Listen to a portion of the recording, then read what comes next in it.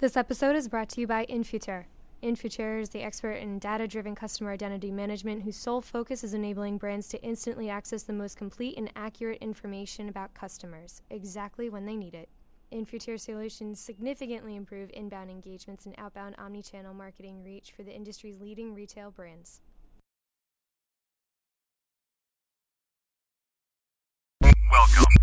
Welcome to Total Retail Talks, your podcast channel for retail knowledge.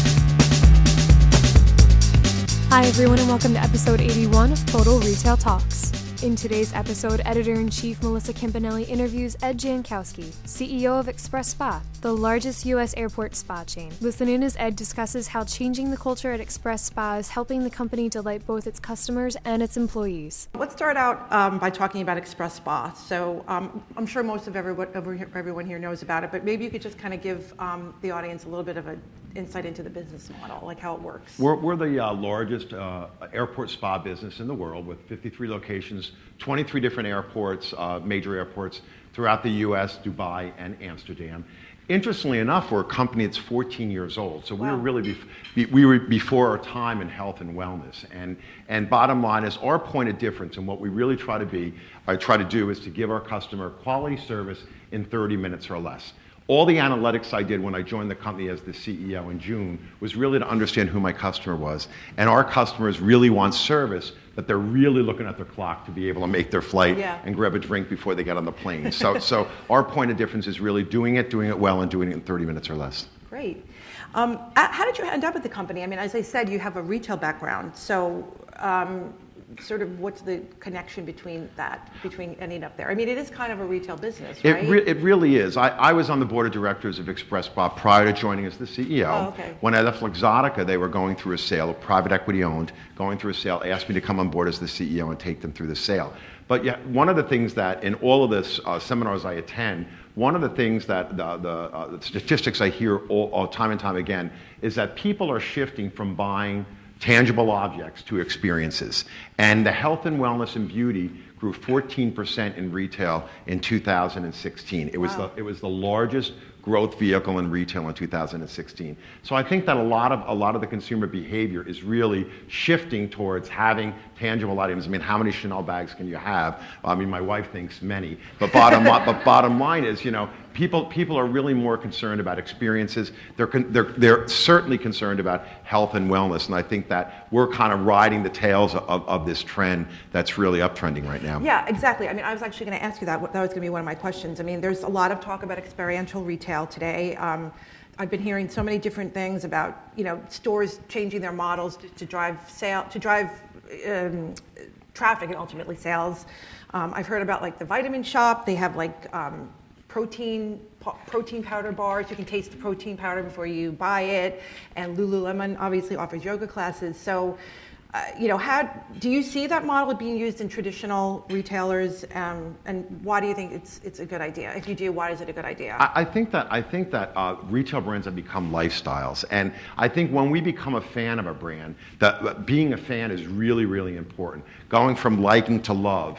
Whenever you talk to any marketeer, is what they're really aiming for. And I think the experiences in shopping, because no one likes to go into brick and mortar anymore, the experiences in shopping are all about lifestyle. So I'm a huge Shinola fan. And so if I want to get a cup of coffee and want an afternoon out, I'll go down to the Shinola store, which is truly a lifestyle brand, and I need another watch like I need a hole in the head. But it's not only about watches. They've expanded their brand into bicycles, into leather goods, and now they're into women's. And it's just one of the stores that I really enjoy shopping because of the experience, not only because of the product that they offer. Right. And I mean, XpresSpa obviously could be considered an experience, correct? Absolutely, absolutely.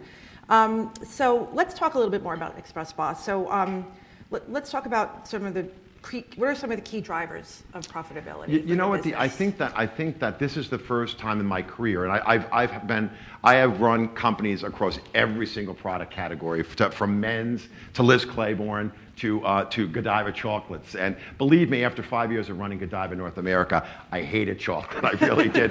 Twizzlers was my snack of choice. But bottom line is, I think that what I'm encountered with now is really realizing, and everyone realizes this, but more importantly in the service business, and that is that we don't have product. Only 20% of our business is done in travel retail accessories.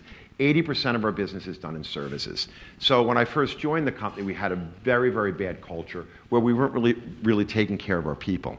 And these are people that go to school in New York for 2 years to become a massage therapist, wow, and nail technician and cosmetologist.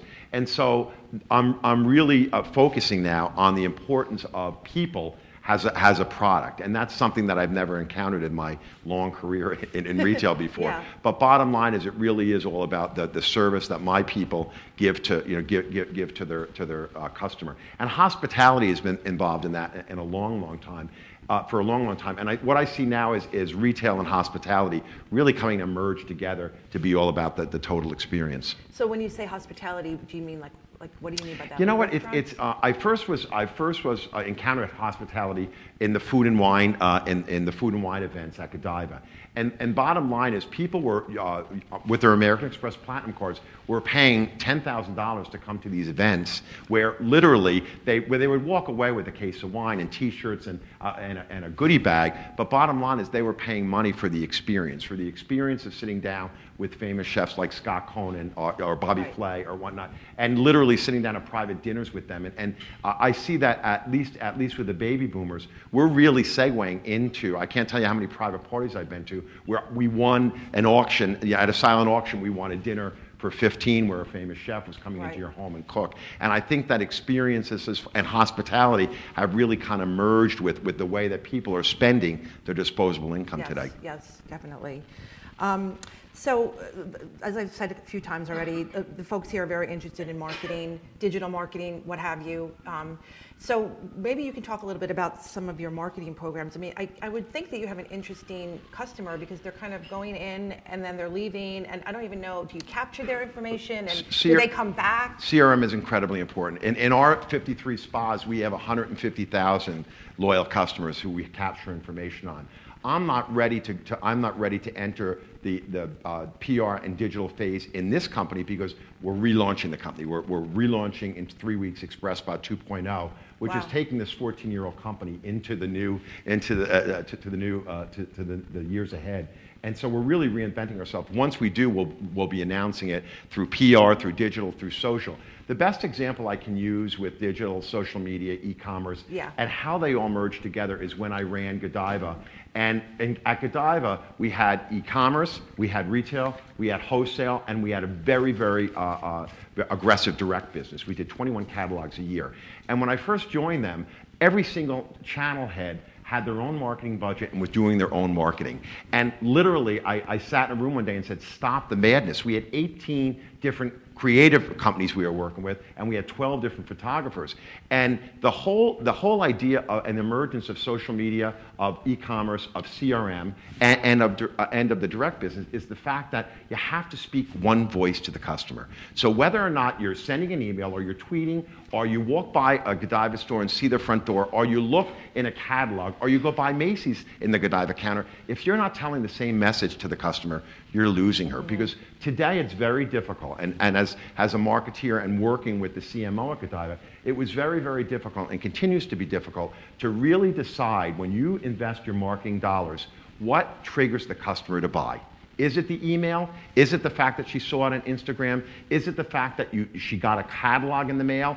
And some people are still going into brick and mortar, and I was flabbergasted, because I haven't been into a Nordstrom's in a year, because bottom line is I buy online. But when I went in there to get a suit fitted, they have an entire department now near the door where they just have bags waiting for people that have shopped online and have opted to pick it up Yeah. at the store. And it amazed me, because I hadn't seen that before, but obviously it's going on in every single store. So I think that the trick to digital and social media is to make sure that the messaging and the way that you're approaching the customer is holistic in every single touch point that you have Yeah. for the customer. Because we don't know ultimately why the customer pulled the trigger Yeah, to make that exactly. purchase.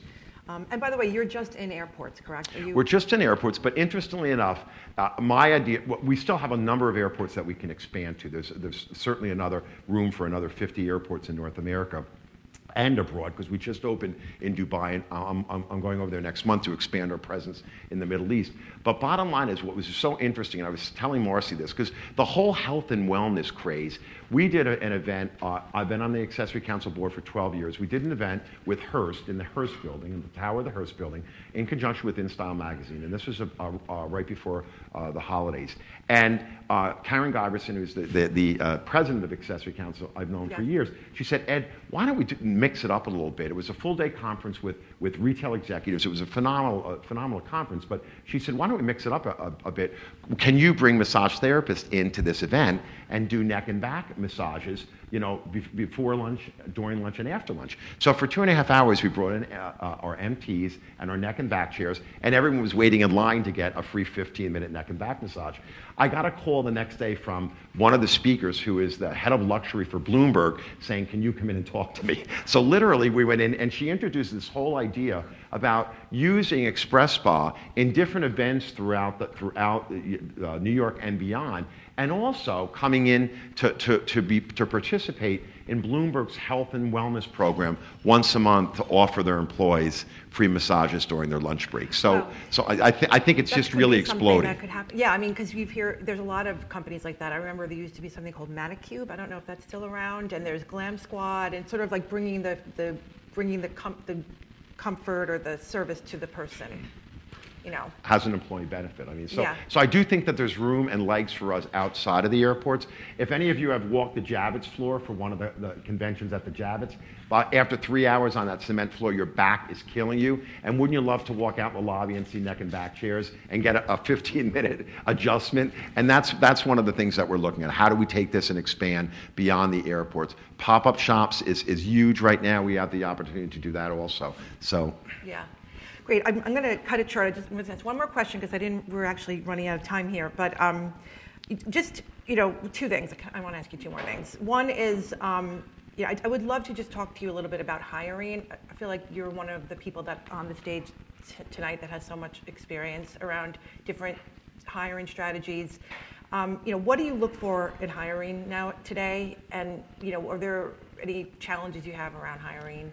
You know what? I think that thank God that I have millennial sons, because it really helped me educate on the millennials. And it was something that, as a baby boomer, it didn't even register that they were going to, they thought differently than you did. And as a matter of fact, I was telling Marcy, I'm doing some work with Cornell University Hospitality School, and the head of the school, Bruce Tracy, and I were on the phone the other day, and he said, Ed, the biggest challenge we have with millennials today is that when we grew up, you had a 5-year plan. Where do I want to be in 5 years? He said, today the millennials are asking, where am I going to be in 5 months? Right. So you really have to rethink about what really motivates the millennials. And what it comes down to is if they're passionate, if they really want to learn, if they want to contribute, they want a seat at the table. They don't want to wait for 10 years till they have a VP title and to be able to be heard. So I think embracing the millennials, listening to their ideas, they're in tune with what's going on today. If we're not sitting around the conference table and giving them the opportunity to tell us how to run our business better, we're doomed, guys. So I think it's enthusiasm, it's excitement, it's the willingness to want to contribute and to be part of the whole company, rather than being told what to do and pigeonholed into. If they're shaking their heads, I guess I'm onto something here, because that's something that I've been really trying hard to work on over the course of the last 3 or 4 years. Okay, and then lastly, what's your biggest goal for your company in 2017?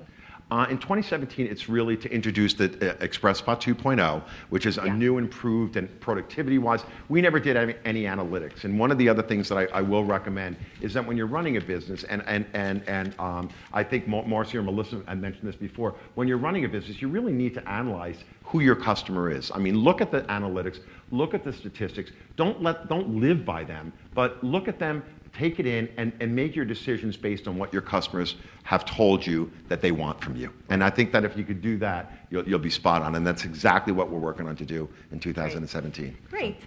Thank you. Thank you Have a so good much. evening. Have dessert. Yes, Thanks for listening. For more information on this episode, please visit our podcast channel page at www.mytotalretail.com/podcast for show notes. Total Retail Talks is available on iTunes, Stitcher, and Google Play, but please remember to subscribe to our podcast channel page as well. Lastly, don't forget to connect with us on social, on Twitter at MyTotalRetail, and on Facebook at facebook.com/MyTotalRetail. Until next time, this has been Total Retail Talks.